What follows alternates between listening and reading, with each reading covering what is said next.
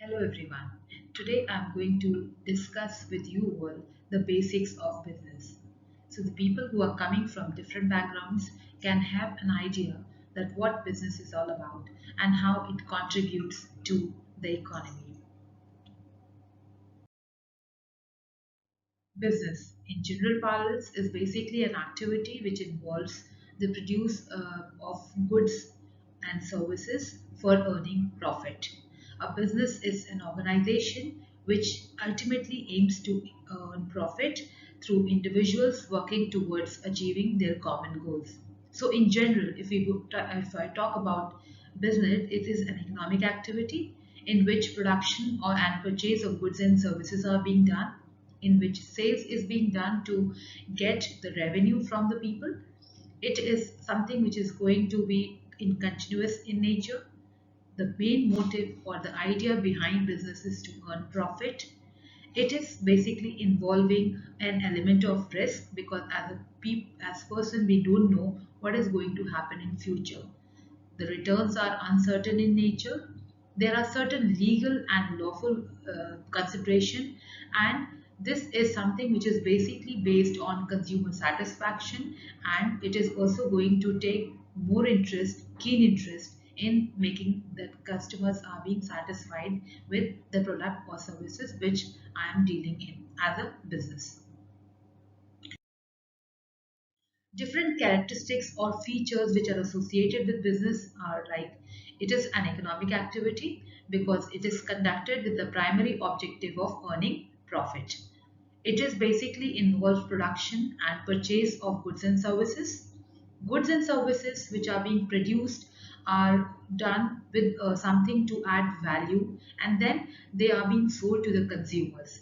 So goods are either manufactured by the company or procured by the suppliers with the aim of selling it for getting the profits from the customers in future.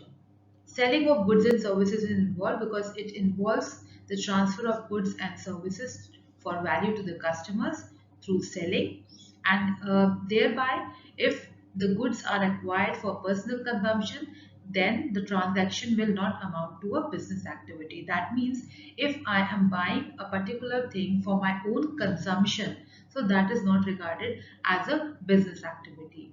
Whereas if I'm buying and again reselling the same item with the added profit, so this is regarded as a business activity.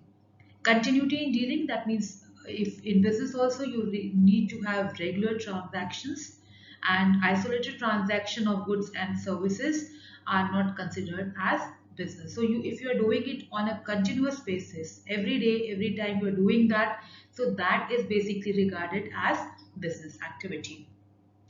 Profit earning, the basic aim of any business is to earn profit, and that is the prime motive as well as goal of every business which is being run.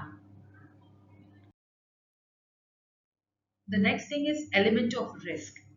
Risk is the key element of every business, and therefore it is because as a businessman I don't know what is going to happen in future. So efforts are made to forecast future events and plans the strategies of business accordingly, and have still there are factors that affect business because it is uncertain, and so does the business opportunity, which can shift in demand, flood because of demand, floods, strikes, lockdown, money market fluctuations, etc. So these are the various factors which are also involved when we talk about the element of risk. The returns are uncertain. We don't know what is going to come. They cannot be predicted, nor they can be guaranteed.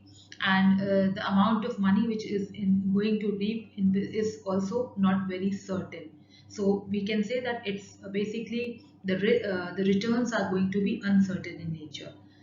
The legal and lawful nature is has to be there, means no matter in which type of business the company is dealing with or engaged with, it should be having a legal binding in the eyes of law, or else the business is not going to be considered as lawful or legal.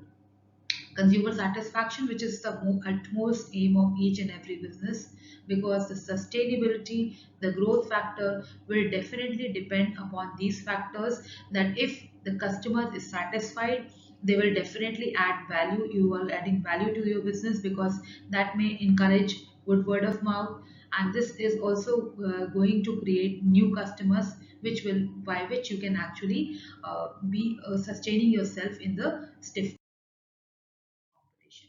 Now, there is a thing which is coming up is basically what do you mean by the term economic activity and non-economic activity?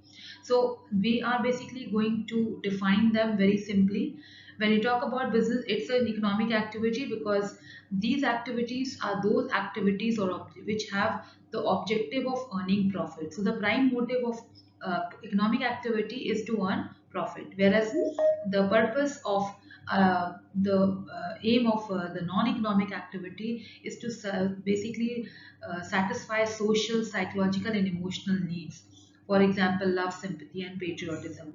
And the examples are very significant, like people working in factories or as employees, as worker in a firm or in an organization, or basically even a school teacher teaching in a school where they are having the major motive is to earn their salaries, their wages, which is going to help them. While as families, when our mother and father, or maybe the housewife who's cooking food for us, for the family, it is something which is not going to be regarded as an economic activity. Like even if we are teaching our, we are academicians, and if we are teaching our kids at home, so that is also not regarded as an economic activity, because we are not asking money for the same.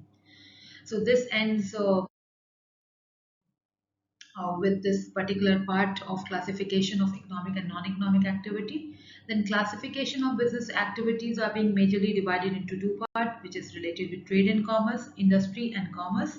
Industry implies economic activity which is associated with production, processing, mining of unfinished product into finished one.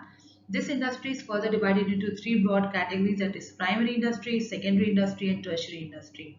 While commerce is in simple terms refers to the buying and selling of goods for value, and includes all those activity which is going to facilitate these transactions, these buying and selling. So further, commerce encompasses two types of activity, that is trade and auxiliary activities. Thank you everyone for joining, and I will be back with the next set of your class lectures, which is basically related with business studies. Thank you.